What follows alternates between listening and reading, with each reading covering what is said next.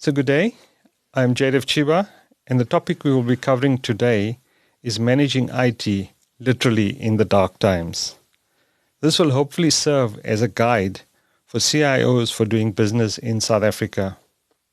Joining us today is Fikile Sibiya, who is the Chief Information Officer of E4, a fintech software company. Fikile oversees the vision, the leadership, development and implementation of IT initiatives for the company. Welcome, Fikile. It is good to have you on the podcast today. Thank you, Jaydev. I'm very happy to be here today. Yes, I'm looking forward to our conversation. As we spoke earlier, it's a topic that's passionate to both of us, so it's going to be great having this conversation with you. I think to start off with, clearly, IT and CIOs in this country are experiencing massive challenges of where we find ourselves. Perhaps you want to talk a little bit about those challenges and also look at things like how alternative energy solutions like solar play a crucial role in providing uninterrupted services to your customers. Yeah, thanks, Jaydev. So I think, interestingly, CIOs never really got a break since 2020, actually. So it's just a continuation of crisis. We were in the pandemic, we came out of the pandemic, and now we have an endemic situation, with the load shedding. And I think it's a very big challenge having to manage an IT platform and provide a service to customers which is not compromised when you're dealing with a situation where our power is limited. I mean, it's a reality. I think in the last couple of days we've just been in and out of between stage 4 and stage 6. Mm-hmm.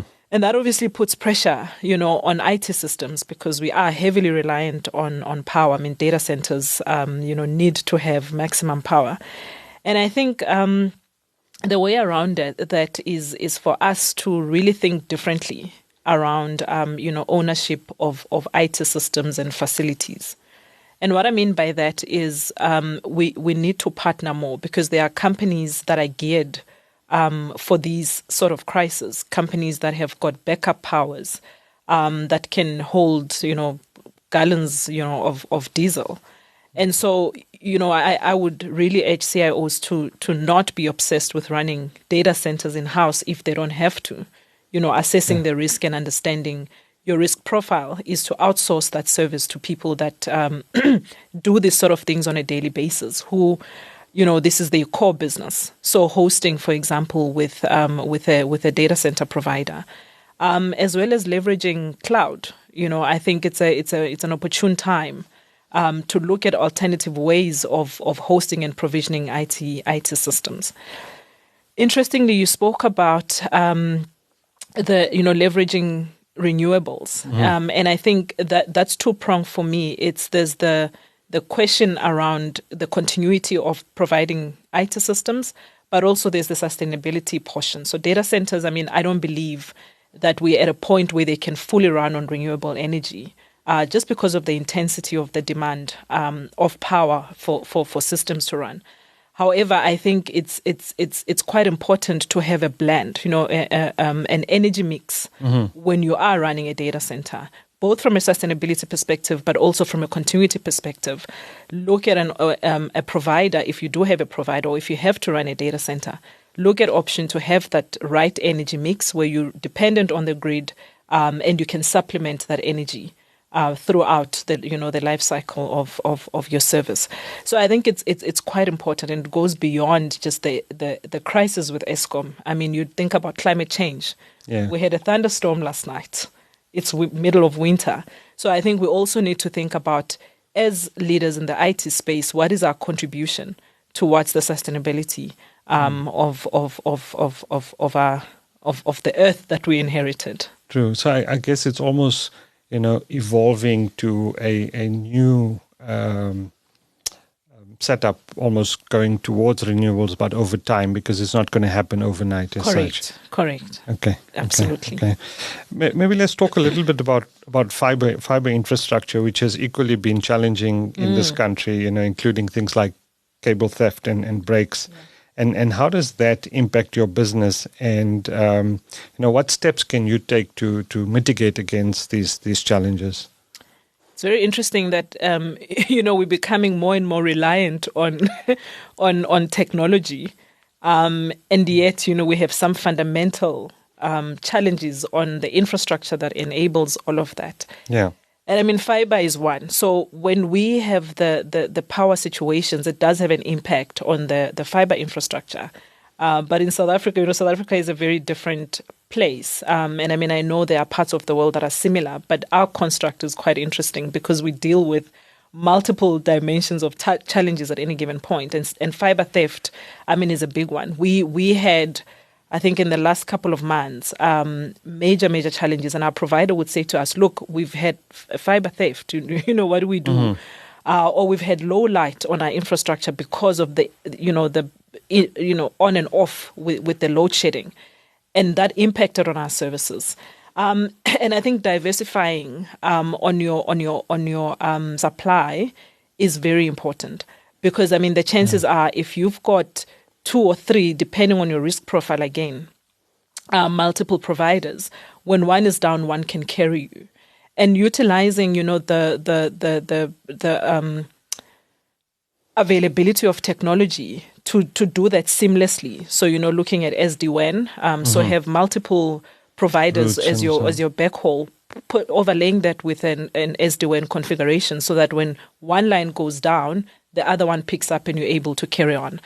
And so I think our thinking just needs to be geared towards resilience, and play multiple scenarios in your planning and in your thinking around, if this happens, what's my name? And I know it's training for a lot of people because all of us want to be creative and play with new tech, but I think we've just got to go back to the basics. True. How do we make sure? And I mean, we've gone long past the days of an 8 to 5 cycle, right? We're all into the 24/7, 365 model. And that just means, and as you said earlier, we've gone digital and we're relying so much on tech that our entire day and businesses and at a personal level, we're reliant on this tech. So almost building that into the thinking and the design is extremely important. Absolutely. And I mean, our society, our clientele are people that interact with technology all the time. So you and I, after this conversation, the first thing we'll do is probably look at our phones. And there's an expectation of this continuous and 24/7 availability. And so we need to weave that into our businesses and into our thinking. It's how do you make sure that you can provide this expectation? And I mean, our platform is an example. We promise our clients that it's software as a service. You log in anytime it's available. Mm-hmm. And so the task on us to ensure that we can live up to that promise is quite a challenge, but it's doable. It just takes a lot of thinking. Yeah, and I guess the more you move towards cloud-type solutions or hosted solutions, your connectivity all becomes more and more important in terms of being able to provide that 24/7 service. Absolutely. And hence, the need to look at all of this tech availability out there. And so we are in this challenge. There's nothing we can do about it. We are in it, but I think it's very important to look at those options. If you can even host outside of South Africa, there's avenues to do that, but you really abdicate the risk that we sit with onshore. Look, I think the important point, and we see this with the mobile operators now, that they've had to go and find mechanisms and ways of ensuring availability, and I suppose that exactly the same challenge is thrown at CIOs to say, how do I make my systems always available and redundant and there for people and my customers to use? Absolutely. Okay, let's move on to cybersecurity, and I know it's another big buzzword in the industry. Topic. It's your favorite topic. Clearly there are massive challenges and threats, and as we go more and more digital, what are some of the mitigation and measures that companies could put into place around cybersecurity? Yeah, so someone asked me to say, what's more important for you to look at the moment? Is it the load shedding, the continuity, or is it the cybersecurity? And I said, I don't know. Unfortunately, it's both. It's both. I don't know which one to pick at any given point. And I mean, the threat surface just keeps on increasing on a daily basis. And unfortunately, because of the world we live in, or fortunately, so there's an up and a down to it, is that we've become globalized. Yes. So, the borders from a digital perspective don't exist, right? They've completely flattened. Yes. And so a war ensues between Russia and Ukraine, and all of a sudden, my network is inundated with threats, right? I always say to people, it's all good and well to play with the new things. But for me, is play with the new things after you've gotten your basics right. Yeah. You cannot tell me about some fancy AI tech when you don't have a basic antivirus. So when it comes to cybersecurity, I think it's quite important to really go back and look at, do we have the basics covered? Are we managing our vulnerabilities? Do we have any means of protecting the perimeter? How much of traffic that's coming in are we able to look at, analyze, assess, and determine whether it's right or wrong? I've seen companies that run, and you say, okay, let's talk about your antivirus, and they're like, well, why do I need an antivirus? Exactly. So I think going back to basics is quite important. Find a framework that works for your organization. And try implement as many of the controls as possible. And I'm not saying that completely shelters you, but at least it prevents a lot of the stuff that could potentially get you. So remediate your vulnerabilities and have that as a practice. And understand your attack vectors, in your environment, and make sure that you block those. And I believe if you have that discipline in security, you really, you can't completely protect yourself, but you limit it. And also think around, everyone says it's not a matter of if, but when. Correct. When it does happen, what is my reason? You are ready and prepared. Precisely. How do I come back? You need to understand what is critical. What are the crown jewels in the organization? What is it that if compromised, we go down completely? And what is the redundancy on it? How do I recover? So you've got to do both. You've got to protect, but you've also got to understand, how do I recover? How to remediate. Correct. And there's frameworks, readily available. Some of them, you can get for free, and look at what do I need to be putting in place to at least try protect myself. And in a case where the protection doesn't work, I'm able to come back and the business can continue. You make a fundamental point. In fact, all of the topics we've spoken about is that, we can almost live where tech people, and no disrespect to them, like to go and chase the new shiny toys, and then they forget about those basics. And the basics are in fact becoming more important and more fundamental today for continuity of business, because you can build a fantastic new solution, but if your infrastructure is not up and available, what's the point? Absolutely. What's the point? Yeah. So let's talk a little bit about disaster recovery and backup providers. How do you approach the selection of partnering with reliable providers to ensure there's resilience and continuity in your business operations? Interestingly, we've just come out of a phase of looking to revamp our continuity strategy, and part of it was looking at how do we service providers, absolutely, from a backup perspective. I think at this point you need to look at. So there's a couple of things for me.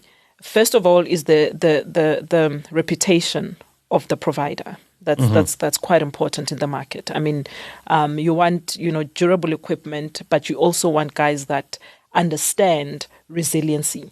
At this age that we're in, ransomware is quite topical. And unfortunately, data continues, or fortunately, data continues to be a valuable asset in a lot of organizations. So I think going with a company that understands data, number one, and understands how to secure data and keep it secure and ensure that you can have it readily when you need it. So when I get a backup provider, I look at somebody whose system can keep my data safe from the likes of ransomware, etc. So once I get onto the backup platform, how much is my protection? And when I talk to a provider, I need them to be passionate about that, because then I know the tool can do the work. But I also want someone that is interested in my network setup.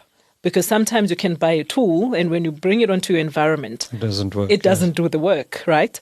So be as passionate about understanding my network and how and how it's orchestrated, as well as my customer base, my risk profile, and sell me the right solution. So I think that's quite important, and you've got to walk a journey. It's not a one time over the counter transaction. Yeah, it's a partnership. It's a partnership, correct. Yes. It's a partnership. And it's got to be somebody that is available, because you're going to spend millions on some of these solutions. Somebody who's available to continue the conversation post-implementation. And if you're having troubles, you can pick up the phone and call them and say, listen, because that's insurance. It's a grudge purchase, but it's very important that you look at it, because in an eventuality, that's where your first place to go to recover your business. Yeah, I just want to echo your first point about the ability of the third party provider, and you almost want to measure your third party that they have to be at least as good as you, if not better Correct. than you. Absolutely. Not less of, Not or less of. incapable of what you want out of that relationship. Correct. So it's extremely important. The other big challenge in our industry of IT is that of skills and the skill shortage. Does it affect your organization? And, what strategies are you employing to, first of all, address shortage, attract talent, and even to retain talent? Sure. Big ask. Big ask. I don't think anyone in tech can claim, not to be affected by that skills thing. We spoke earlier about how the digital borders just have flattened. I hear young people now after varsity say, I've gotten a job. It's fully remote. I don't have to go to any office. My colleagues Correct. are sitting in Europe, America, and somewhere, in the continent, and it's great. I do what I want whenever I want, and I sit there and I think, gee whiz, how do we match that? It's really hard to compete with It's that very kind hard of to offering. compete with that kind of offering, absolutely.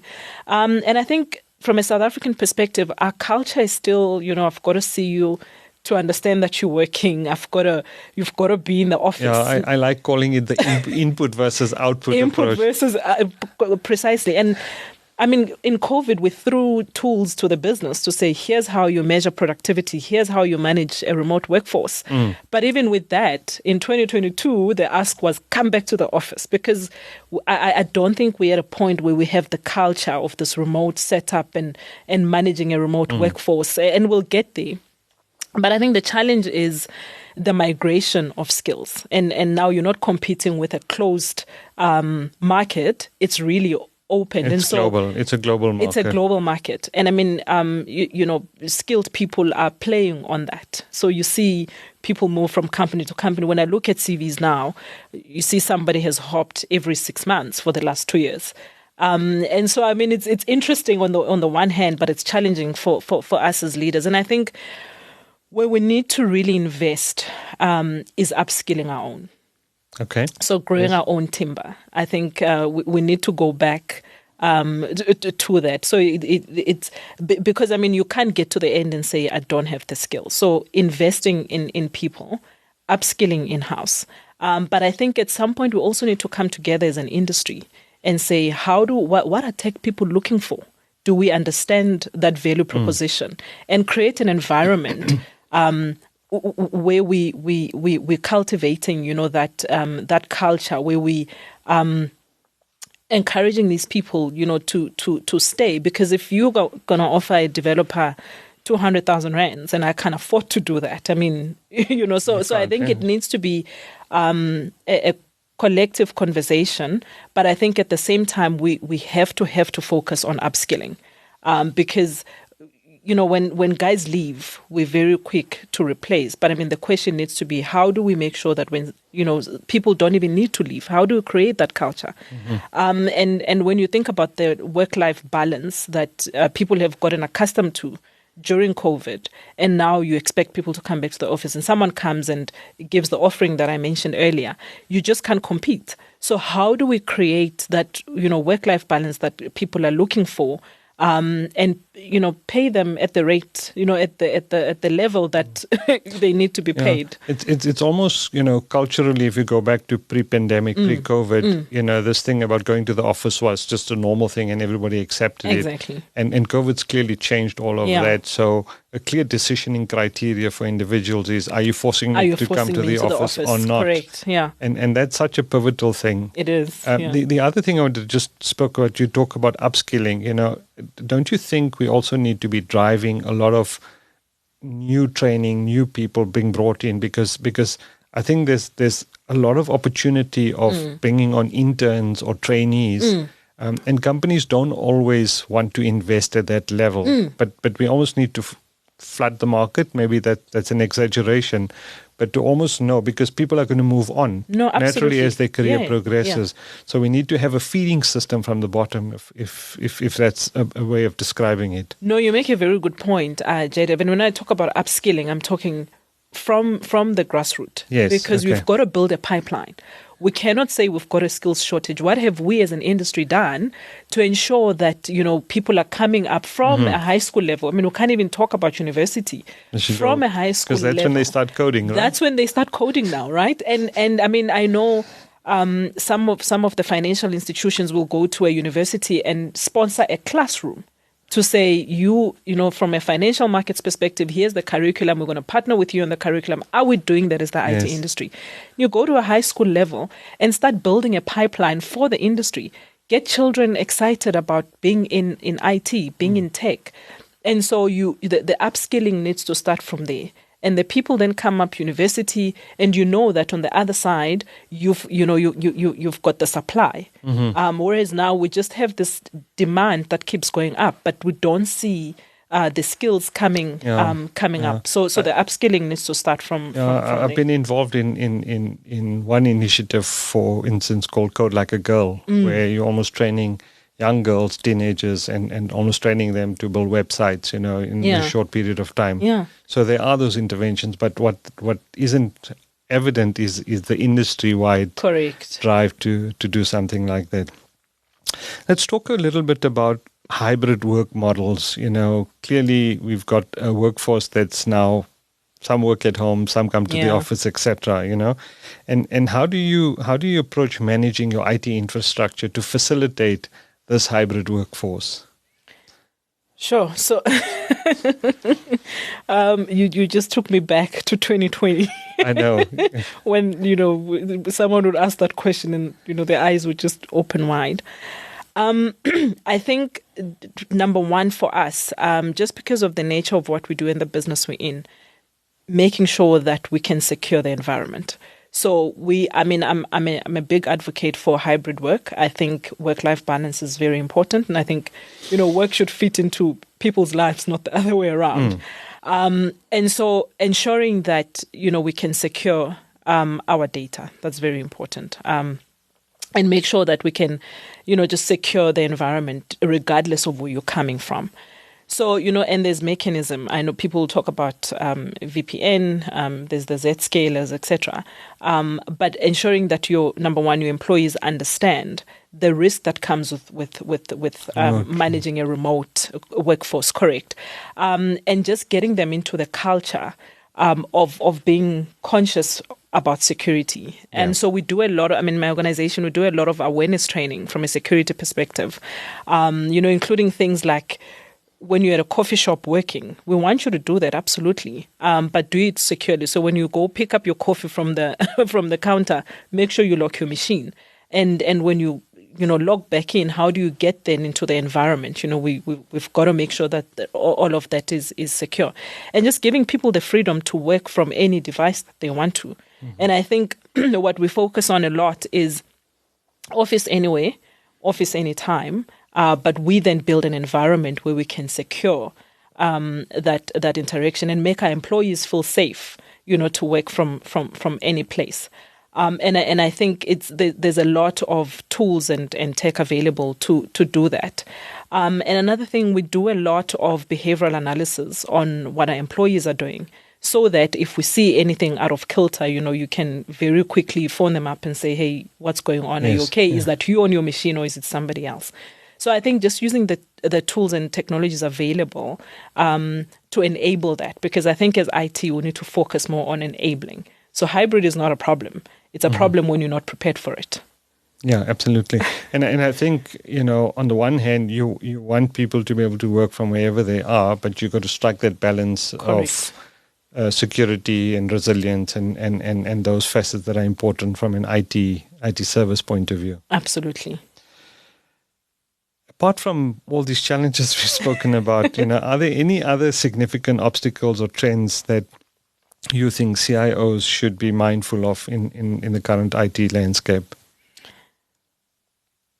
Yeah, I think the challenge of balancing risk, because I feel like for the last 2 years, we've been or 3 years, we've been very much focused on managing risk. But I think another challenge that we have is just the rate of change in technology. And so while you're managing risk, you've got to look up and think, where's my business going? All of these new technologies and offerings that are coming, what impact do they have on my business? What opportunities do we need to exploit? And I'm saying it's a challenge because we don't get the time to do that. Correct, yes. And so we keep moving, and then you wake up one day and AI is a big thing. ChatGPT is a thing. Do I let it into my business? Do I not? Correct. And I think that's a challenge, just deciphering what is right and what is beneficial for the business while managing the risk. And I think we working in an environment where we're very much focused on risk management, and we should, just because of where we're operating at the moment. But I think we must just not forget that lens of the opportunities that you pick up from new tech. So I think there's just a lot being thrown at IT leaders. And navigating all of it while trying to keep the lights on. Absolutely, and if you think about it, the emphasis on risk has been overly emphasized over the last 3-4 years. Correct. But the need for keeping an eye on what's coming down the line, where the business is going, and looking out. So I think the big challenge is not do I do one or the other, but how do I strike that balance? How do I strike the balance? And how do I kind of sort the risk issue out? And I think to a large degree, you should have sorted it out by now. And really start focusing on, because that's how you help the business kind of move forward, which is where you really want to be, I guess, as a CIO and a as an IT contributor leader. of value. Yeah.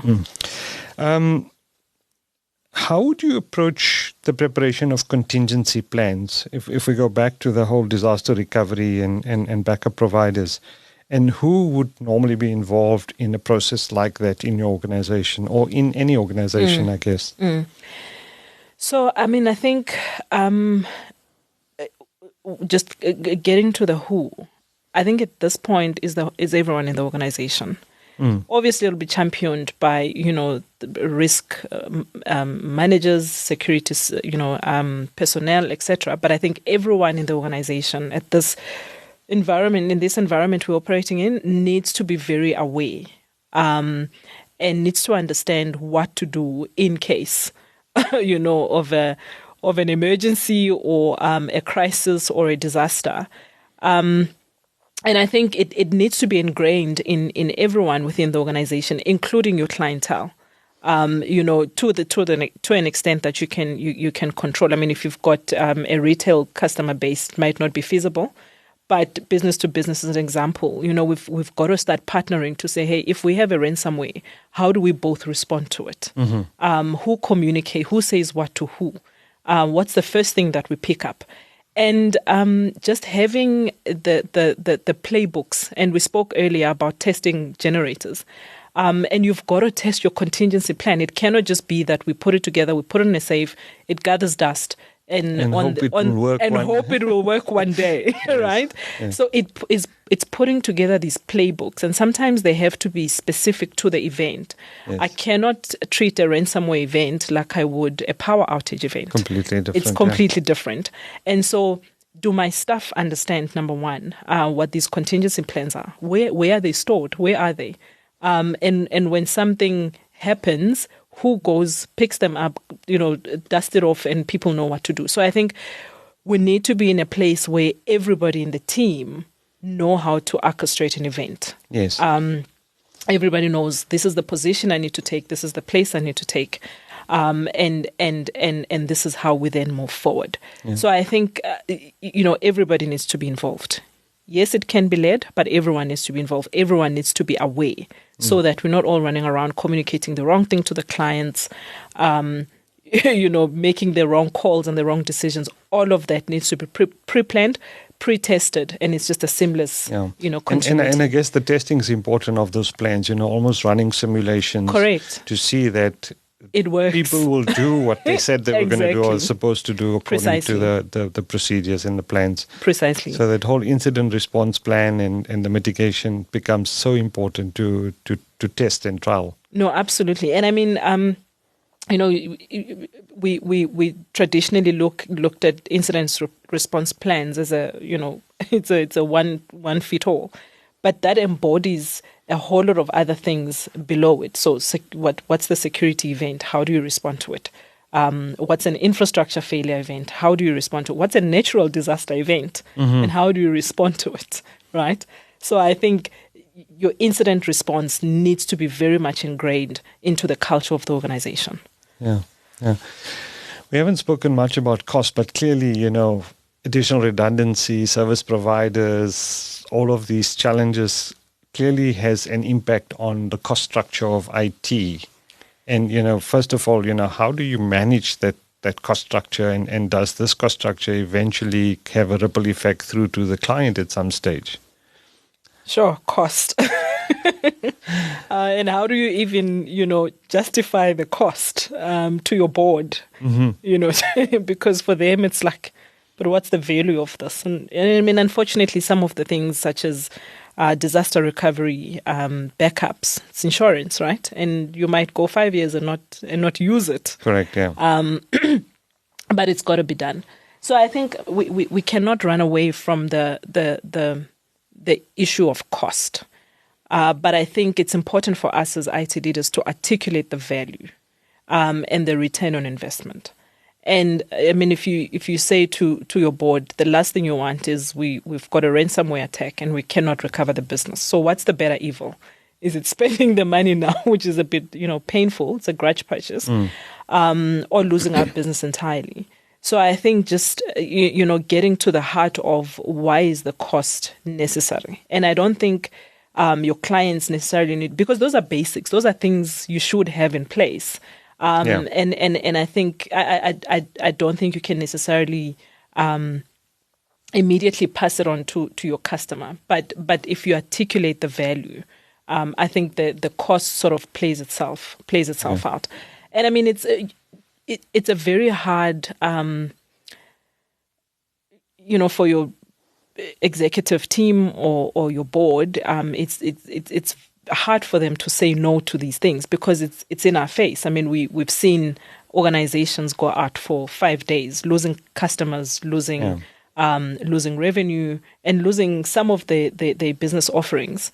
And it's a real thing. It's not. We don't just read about it on the papers. It's real. Yeah, real examples. I can count a couple of examples just in this year where that has happened. So I think eventually, the cost goes to the customer, but I think the value that you get out of it is.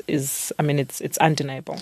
And I guess we almost been in special circumstances because business continuity is the key driver here rather than what new value and what's my return on investment. Correct. The fact that you can say, I can make sure that you're not going to be down for 5 days. You're not going to be down for 5 days. Yes. Absolutely. Yeah. And I mean, that's a better, that's where you want to be. Because I mean, it's really a tough environment.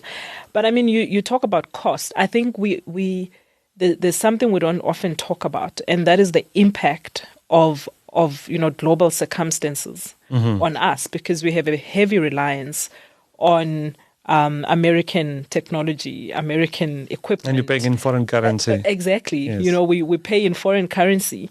And so when the rand misbehaves, as I call it, there's a direct impact on your costs. So if you did your budget in 2022 for 2023 at a rate, And now there's a 20% and variance. now there's a 20% variance. I mean, how do you justify that?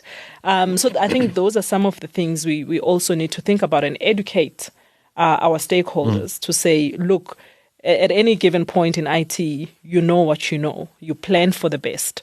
But sometimes these things, come at us. So the issue of cost, you just need to have a way of talking about it so that your stakeholders understand the dimensions. I guess there's going to be a trade-off. Do you Correct. spend the additional money and get the approval, or do you actually cut back in other areas to facilitate Absolutely this additional cost that's coming at you? I guess the problem of doing more with less has been around for decades now, Yes. and I think that the principle hasn't changed. Maybe the nature and the dynamics of the detail has changed today. Correct. Yeah. And I mean, the economy hasn't been doing well for a while.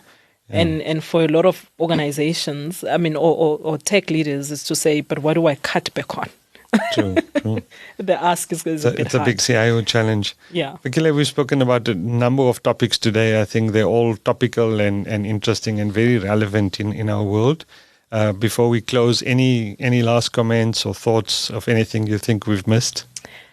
Yeah, I think just as a parting shot, I still get very excited to be in tech. My husband often thinks I'm crazy because it just seems so risky, and sometimes Yes. I'm going to call at 12 in the morning. But I think we shouldn't lose, the I'll call it the tech spark. I think there's a lot that businesses can benefit from new tech, and there's a lot of value that we bring to the table.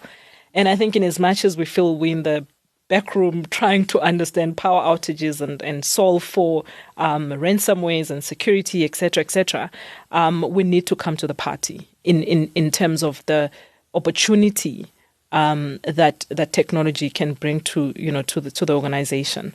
And I just think we should never lose that excitement. Yeah, and the plethora of tools and innovations that are coming about today just makes it all the more relevant to say Absolutely. you can help businesses move forward by leveraging that capability. Absolutely. So I always say for every risk, there's two opportunities. And when you only focus on the risks, you lose out on the opportunities. True. Fikile, it's been fascinating. I really enjoyed our chat today. Thank you very much for your time. Thank you. It's been great. I enjoyed the conversation. Thank you, Jaydev.